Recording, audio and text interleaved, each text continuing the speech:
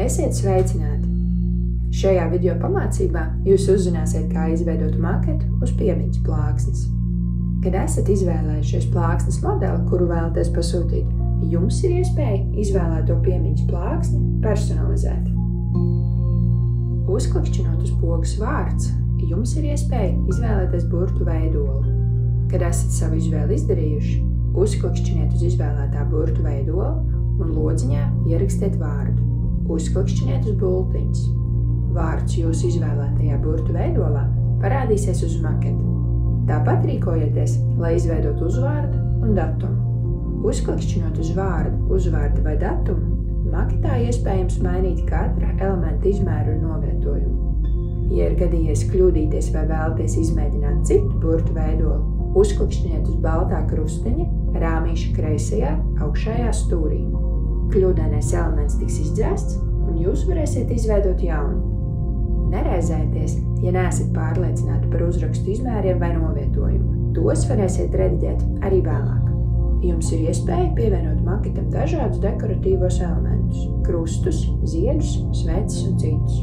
Rīkojieties līdzīgi kā iepriekš. Izvēlieties elementu, noklikšķinot uz tā.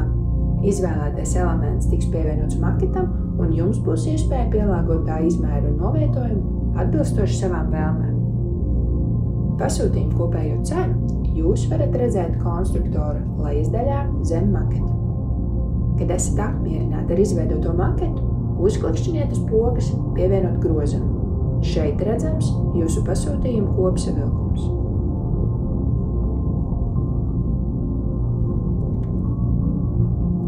Neraizējieties, ka maketa izveidē jūs varētu būt pieļāvuši kādu kļūdu. Pirms ražošanas uzsākšanas mūsu speciālists veiks labojumus, ja tādi būs nepieciešami.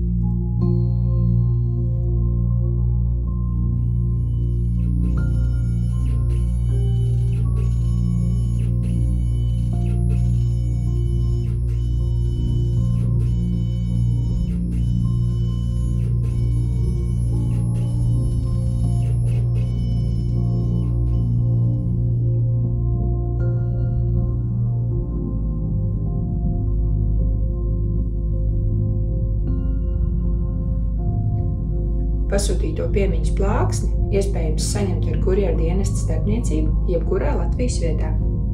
Jautājumu gadījumā aicinām sazināties ar mums, zvanot uz tālruni 26 292 999.